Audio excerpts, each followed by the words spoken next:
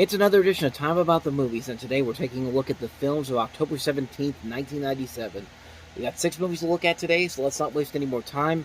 Let's go ahead and jump on into it. We'll start off with the biggest new release of the weekend, and as the slasher film, I Know What You Did Last Summer. Making out, right? And they hear over the radio that this lunatic killer's escaped from an insane asylum. That's not the way it goes. The boy goes for help, and the girl stays in the car, and she hears this, scratching sound. No, he's been decapitated. No, he was gutted with a hook.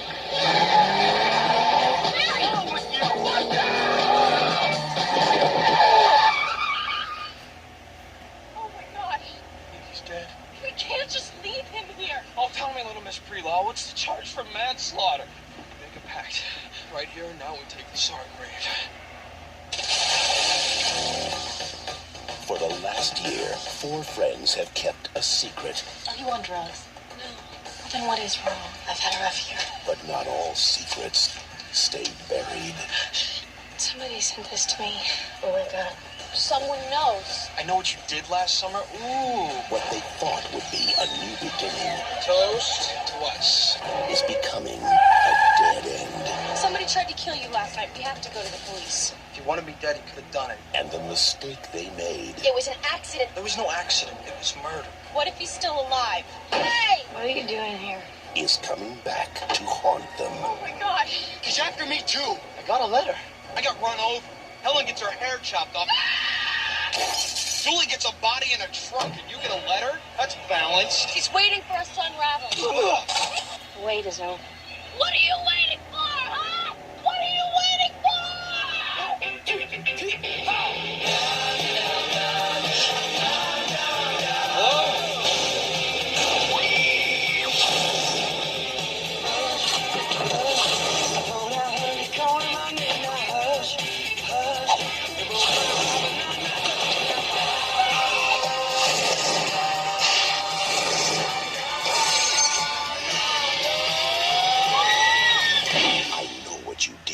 Summer. Even though this technically came out around Halloween, but I digress. I Know What You Did Last Summer. Kevin Williamson's follow-up after he wrote Scream, which was the big breakout hit of '96, and this film was also a very big success too. Maybe not on the levels of Scream, but it did become a #1 hit. It was the #1 hit at the box office for 3 consecutive weeks. It grossed over $125 million worldwide on a budget of $17 million. It was seen as a big hit, and it helped to, along with Scream, to revitalize the slasher genre in the 1990s, even though Williamson's concept for this entire movie was basically to make a straightforward 1980s era slasher film. And really, if you like those movies, you'd probably like this one as well, because it's literally just that. I mean, it's literally that kind of a movie. 4 people, they're stalked by this hook-wielding killer 1 year ago after covering up the car accident where they killed him. And you can kind of see where everything is going here. This one draws inspiration from the urban legend of the Hook and also the slasher films of the 80s, Prom Night, House on Sorority Row, the big examples here. This does not have the satirical edge that Scream does, even though there's elements in here where you kind of think that they're kind of going to be funny about it, but you don't really know for sure. Like, the whole thing about them is like that scene in the trailer where Freddie Prinze Jr. is just like, I got a letter, and Maya Felipe's just like, I got hit by a car. Sarah Michelle Gellar's just like, I got my hair cut off. Like, who is this killer, and how the hell does he get inside this Sarah Michelle Gellar's house and cut her hair like that without anybody even noticing that she's even there? It's just like, it's a weird movie. Like, it's not as good as Scream, the original Scream, but in a way I kind of admire it. But other than that, though, the kills in this movie aren't even really all that strong in here. I mean, as you watch along, you can kind of figure out where it's going to go. It doesn't really have a whole lot there that makes it anything too memorable and all that much. But didn't matter, because the film was a big success and eventually led to a sequel that came out literally a year afterward, which is absolutely horrible. It's nowhere near as memorable as this film is, and yeah, and thus the franchise eventually came from this. And really, I think, but even though Kevin Williamson himself even said that this was intended specifically for a one-film movie, but of course, that's not going to stop the studio from making more than one film. So they basically told him to make another one for us, and he later returned.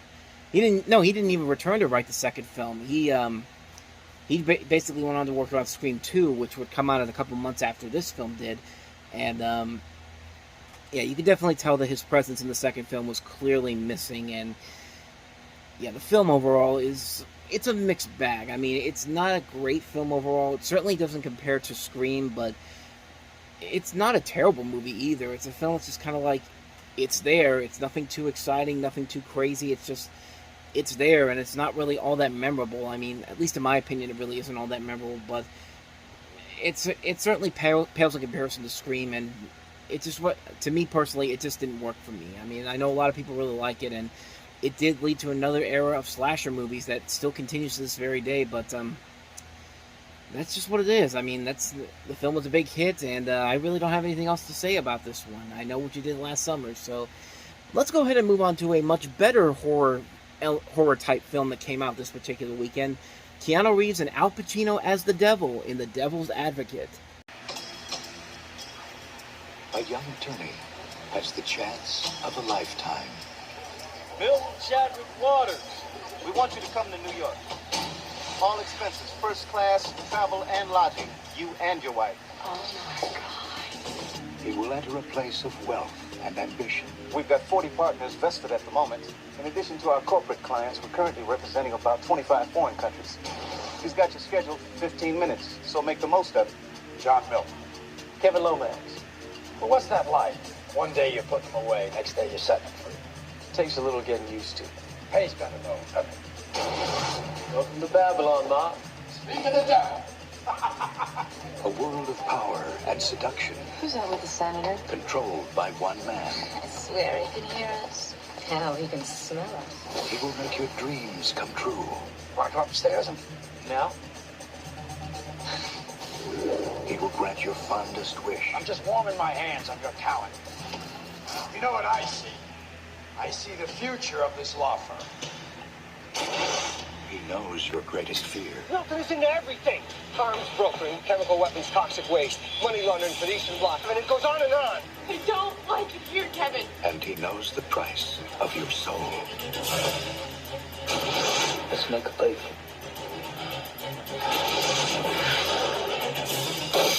Who are you? Oh, I have so many names.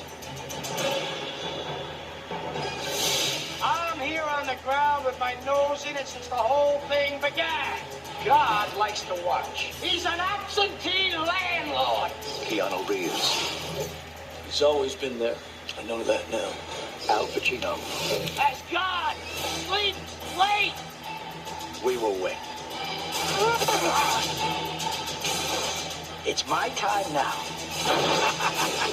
The Devil's Advocate.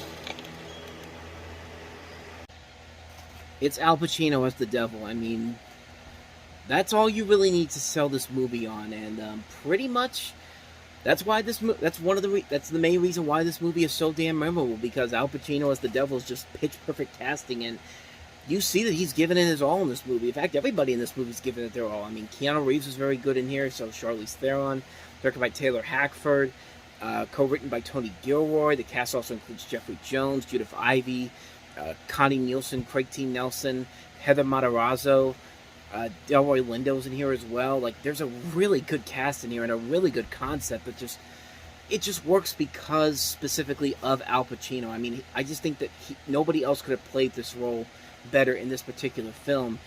And, Keanu Reeves decided on this film instead of starring in Speed 2, despite having a potentially $11 million payday on that film, which, you know what? Good for him, man. He made the right choice. Even though I really like Speed 2 as a guilty pleasure film, he made the right call on this film because he picked a real winner of a film, and mostly it was because of the fact that he has Al Pacino as his co-star, and it's just a really good movie. It's a really ambitious film with a lot of good thrilling moments, some good horrifying moments as well. I like a mix. It's I think Roger even says it best. It's like kind of a mix between, John Grisham and The Exorcist, and you could definitely tell the concepts in there. Not as strict as The Exorcist is, but it's a really good movie. I don't think I need to say too much more about this film. Watch it just for Al Pacino alone as the devil. He is having the time of his life with this film, and It's a great movie. It's a really, really great film. I can't recommend this one enough.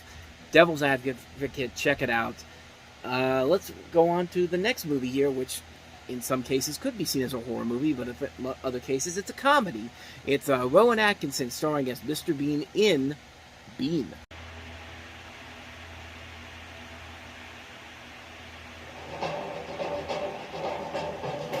In England, he is a national treasure.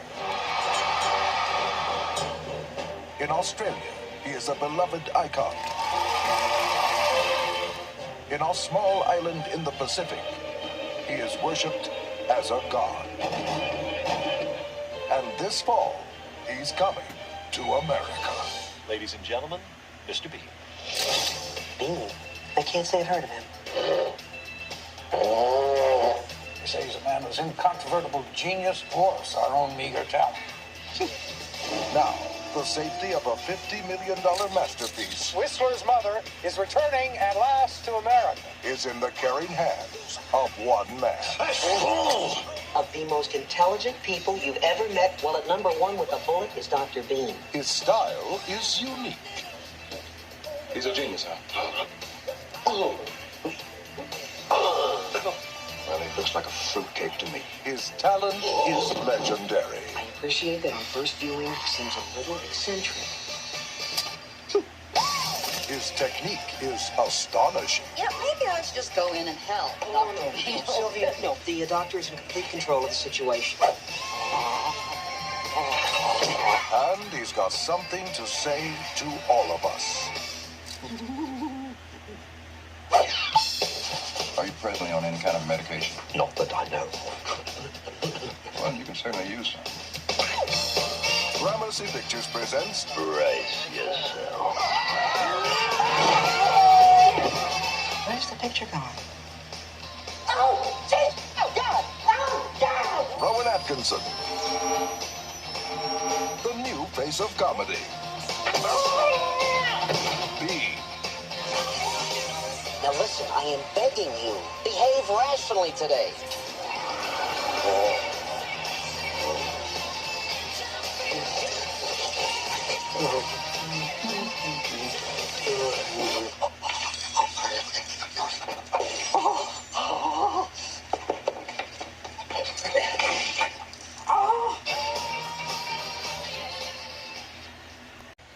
Of course, if you don't know who Mr. Bean is basically a silent comedian that most of his dialogue that he has is just noises that come out of his mouth. Once in a while he'll talk, but Rowan Atkinson's basically doing it through, noises and all that type of stuff, and it's really funny in shorts. And Mr. Bean was very popular overseas, and it took a long time for him to get over to America to eventually become famous here.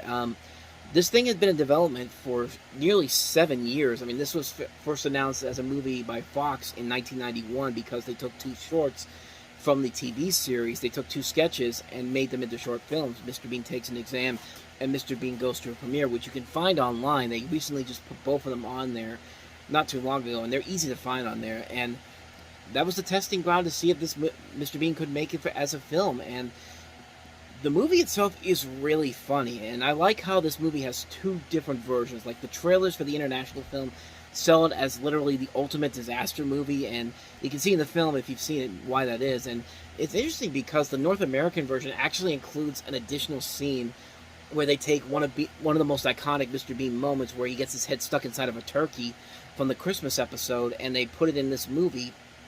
And according to Atkinson, the different scenes were the result of very different reactions from the North American and international audiences in test screenings. So it's very interesting to see these 2 different elements to this film, from the American version and the international version. I grew up with the one from America, and I mean, it's a funny movie, man. It's a really good film, and you got a great cast around this character. Peter McNichol from Ally McBeal, Pamela Reed, Burt Reynolds is in here, Larry Drake, Sandra Oh, Johnny Galecki, Andrew Lawrence, Peter Capaldi from Doctor Who. Just a really good cast, and the comedy in here is so funny. Like, I can't remember. It's like I forgot how funny this movie can really be, and there's moments in here that are still very funny after all these years. I mean, the way he handles the Mona Lisa, the Whistler's mother picture after he sneezes on it, that's great stuff. I mean, the scene early on when he's on the airplane, he's trying to get this kid to laugh, and he's getting very sick, and the kid pukes in the what do you call it? The little bag that they give you. I can't remember what it is right now.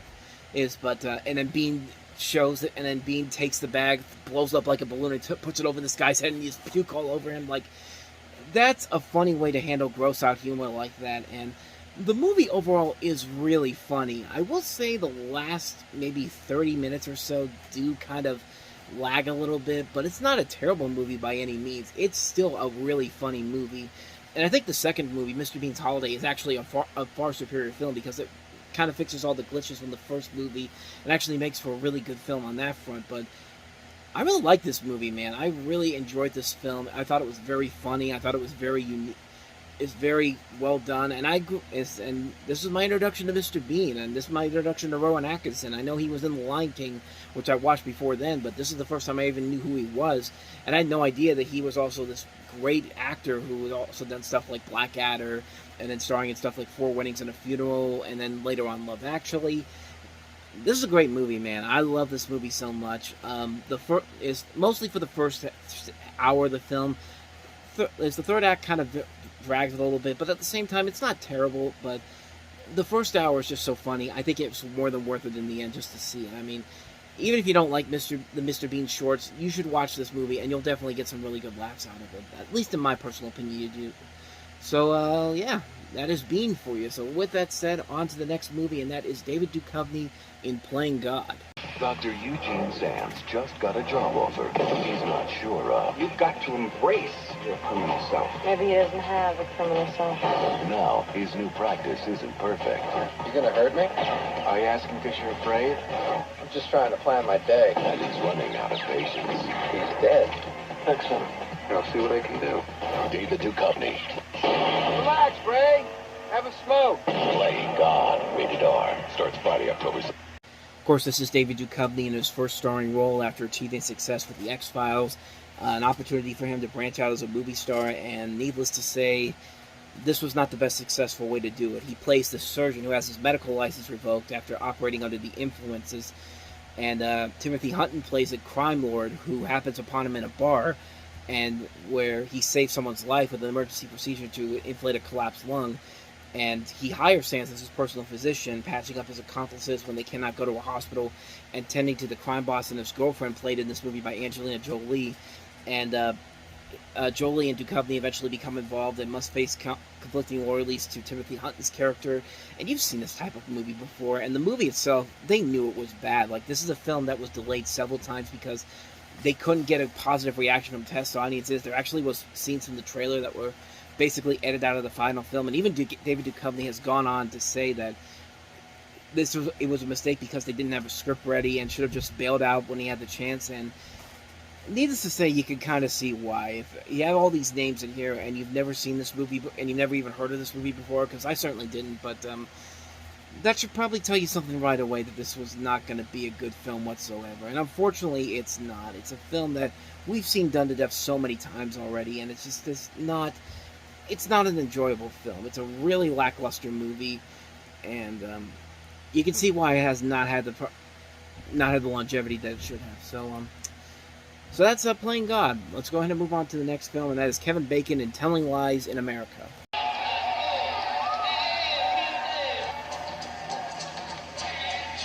The year was 1961. Name's Billy Madden. I'm gonna be him someday. So you ever ridden in a Cadillac car before? Sure, lots of times. Carchie Jones was searching for the American dream. So when are you gonna go out with me, Daddy? You ever been out on a date before? Sure, lots of times.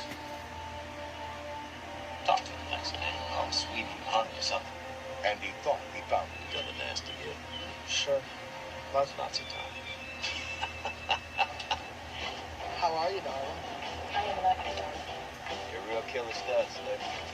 Joe Esterhouse's big follow-up after the infamous 1995 of Showgirls and Jade. And, it's at least a little better. It's gotten better reviews than those two movies did, so Step in the right direction? I don't know for certain. You've got Brad Renfro playing this high school student, an immigrant from Hungary who's trying to find his way in the world. He meets this radio personality played by Kevin Bacon, takes him under his wing, and now authorities are after him because he's accepting payola from record companies to give their songs airtime. And Bacon's character picks this guy who figures that he'll cheat to win his radio contest, and he realizes he'd be perfect to associate with Bacon's scam.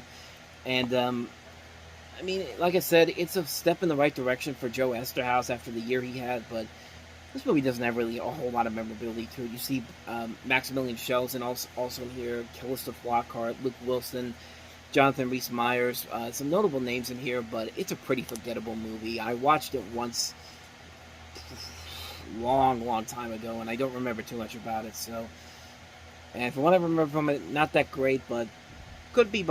I'd have to check it out again just to be sure, but that's pretty much all I know about this one, Telling Lies in America. So let's go ahead and move on to the last one we have here, Russell Crowe and Salma Hayek in Breaking Up. It was always better if we, did it before we were there. Takes the pressure off the rest of it. Every time I knew I was going to see him, it was like this electricity coming out of me. You thinking about whether or not we're going to go to bed later? Not because we were desperate. I guess I thought that it meant that you loved me. That's all. She loves me not. I love her. I mean, people are living real lives. People have serious problems. We're still running around like we're teenagers. Could you please not disappear in the middle of the night like some thief? Just this once, I'd like to get a good night's sleep, okay? Yeah, if you got a movie with Russell Crowe, who was then coming off of LA Confidential, and Salma Hayek, who was in Desperado, Fools Rush In, and From Dusk Till Dawn, and nobody really remembers it, that's probably not a good sign for this particular movie. This is based off of a stage play by Michael Christopher, the writer of this, and directed by Robert Greenwald, who gave us Xanadu, and after this movie went on to direct several documentaries about, Uncover the War in Iraq, We Think Afghanistan, Fox, Walmart, The High Cost of Low Price, Unmanned American Drone Wars, Koch Brothers Exposed. He went on to become a serious documentary director after this particular film, and quite frankly, you can kind of see why, because this just wasn't really flying. I mean, you don't really buy into the chemistry between Hayek and Crowe. The movie just feels lifeless. There's nothing really about it that makes it unique or enjoyable, and it just kind of feels like nothing of interest is going on in this movie whatsoever, and you can see why it's very forgettable. It's not that great of a movie. It's a really lackluster film with two actors who should make this material work, and they just really do not. So yeah, that's Breaking Up for you. So with that said, that wraps up another edition of Time About the Movies. When we meet next time, we have 3 movies, including Ethan Hawke and Uma Thurman in the cult classic Gattaca, the Mel Gibson-produced Fairy Tale, A True Story, and Cameron Diaz and Ewan McGregor in A Life Less Ordinary. So 3 movies to look at next time, and we will delve into those on the next episode. So until then, thank you guys for watching, and if you want to see more videos like this, please hit the playlist on the next page, check out the previous episode, and don't forget to hit the like and subscribe button to see more videos like this. So with that said, thank you so much for watching, and I will see you guys next time. Until then, take care.